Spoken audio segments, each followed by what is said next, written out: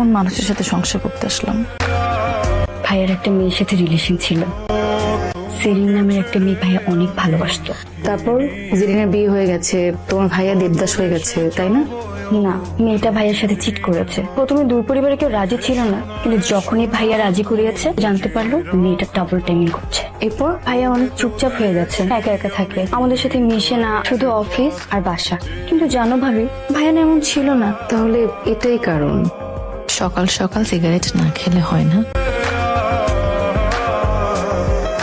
চাঁদের আলো দিয়ে দিয়া কোথায় বাবা? কানি দেখবো পেও না কোলা চাখু কাছে রাখবো না না এভাবে ভাই পাঠিয়েছে করুণা করুণ লাজটুকু কেড়ে নিলে হবে যে মরণ।